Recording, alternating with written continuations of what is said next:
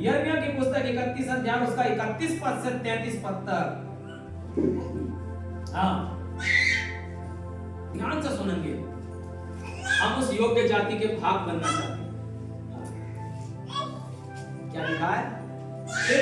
फिर यहोवा की ये वाणी है, यहोवा की आवाज है, सुन ऐसे दिन आने वाले हैं, ऐसे दिन आने वाले। इसका मतलब अब प्रकाशन यिर्मयाह पर उतरने लगा, तो इसका दाऊद के बोले हुए सेंटेंस उतरने लगे। हाँ, जब मैं इस्राएल और यहूदा के घराने से नई वाचा बांधूंगा, पुरानी वाचा नहीं, अब एक नई वाचा बांधूंगा, एक योग्य जाति को सिरजूंगा। हाँ, जो उस वाचा के समान ना होगी, वो उस वाचा के समान ना होगी जो मैंने उनके पुरखाओं से उस समय बांधी थी। हाँ, जब मैं उनका हाथ पकड़कर उन्हें मिस्र देश से निकाल लाया, क्योंकि क्योंकि यद्यपि मैं उनका पति था, तो भी उन्होंने मेरी वे वाचा तोड़ डाली, तो भी उन्होंने मेरी ये वाचा क्या कर दी? तोड़ डाली। हाँ, परंतु जो वाचा मैं उन दिनों के बाद इस्राएल के घराने से बांधूंगा, इजराइल के घराने से बांधूंगा, वो ये है, मैं अपनी व्यवस्था उनके मन में समाऊंगा, उनके हृदय में समाऊंगा, मन में समाऊंगा। वो मन फिराएंगे। और प्रभु यीशु मसीह ने क्या प्रचार किया? मन फिराओ, क्योंकि ईश्वर का राज्य निकट आ गया। वो मन फिराएंगे। आगे पढ़िए। और उसे उनके हृदय पर लिखूंगा। काय पे लिखी जानी है? व्यवस्था दिल पे लिखी जानी है। वचन कहाँ लिखा जाना है? दिल पे लिखा जाना है। हाँ, और मैं उनका परमेश्वर ठहरूंगा, और मैं उनका परमेश्वर ठहरूंगा, और वो मेरी प्रजा ठहरेंगे, और वो मेरी प्रजा ठहरेंगे। यहोवा की ये वाणी, यहोवा की ये वाणी है। Hallelujah, hallelujah, hallelujah. अब ये बात पूरी होनी थी जो दाऊद से कहलवाई और यिर्मयाह से लिखवाई। इस बात को पूरा होना था, और इस बात का दर्शन योएल ने देख लिया। उस जाति को योएल ने देख लिया, और योएल भविष्यवक्ता आकर बताता है कि मैंने एक जाति देखी है, मैंने एक लोग देखे हैं जो थोड़े से लोग हैं। वो कौन देखे? देखिए योएल की पुस्तक और उसका 2 अध्याय और उसका 28 पद पढ़ के देखिए क्या लिखा है। उन बातों के बाद मैं सब प्राणियों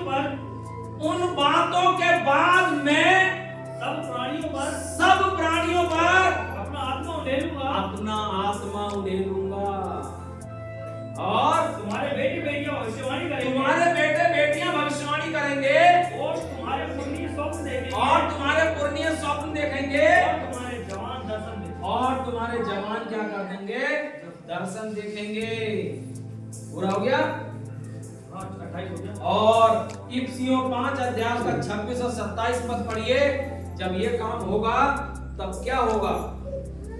हाँ, इफिसियों की पुस्तक उसका 5 अध्याय का 26 और 27 पद क्या कहता है? पढ़िए 26 और 27 इफिसियों। हाँ, कि उसको वचन के द्वारा जल के स्नान से शुद्ध करके पवित्र बनाए, और उसे ऐसी तेजस्वी कलीसिया बनाए, अपने पास खड़ी करे, इसमें ना कलंक, ना झुर्री, और ना कोई और ऐसी वस्तु हो, वरन पवित्र और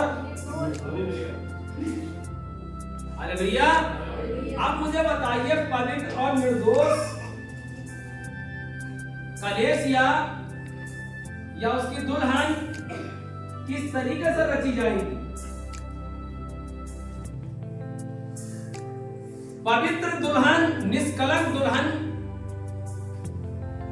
प्रभु यीशु मसीह खरीदने आया, और वो उसने अपने लहू से खरीदी। पता है? अगर नहीं पता है तो प्रेरितों के काम 20 अध्याय का 28 पद पढ़िए। अपने लहू से खरीदी इसने। कौन से? वो थोड़े लोग होंगे तो, लेकिन उसके लहू से खरीदे हुए लोग। इसलिए अपनी और पूरे झुंड की चौकसी करो, अपनी और पूरे झुंड की चौकसी करो, जिसमें पवित्र आत्मा ने तुम्हें अध्यक्ष ठहराया है कि तुम परमेश्वर की कलीसिया की रखवाली करो, तुम परमेश्वर की कलीसिया की रखवाली करो, जिसने उसे अपने लहू से मोल लिया। हालेलुया। जिसे उसने अपने लहू से। बोल दिया। बात प्रूफ हो गई। हम काय के खरीदे हुए हैं? लहू से। उसने कहा कि ये बात आने वाली पीढ़ी के लिए लिखी जाएगी और एक जाति जो सिर दी जाएगी वो यहाँ की स्तुति करेगी। यिर्मयाह ने इस बात को लिखा, योएल ने इसको देखा, और प्रभु यीशु मसीह ने अपने क्रूस पर चढ़कर लहू से उन लोगों को खरीदा। थोड़े से लोग हैं, वो काय से खरीदे हुए हैं? लहू से। मैं काय से खरीदा हुआ हूँ? मैं यीशु मसीह के लहू से। अगर मैं यीशु मसीह के लहू से खरीदा हुआ ना होता तो दुनिया भी काम करता फिरता। आज मैं परमेश्वर का काम क्यों कर रहा हूँ? क्योंकि मुझे उसने अपने लहू से खरीदा है, और एक एक प्राणी जो थोड़े से लोग हैं वो उसके लहू से खरीदे हुए हैं, और वो जो योग्य जाति है उसका एक एक मेंबर लहू से खरीदा हुआ है। और लहू से खरीदने के कारण मेरे साथियों, उसने अपनी आत्मा से उस जाति को रचा है। और कैसे? देखिए यूहन्ना 8 अध्याय का 58 पद क्या कहता है?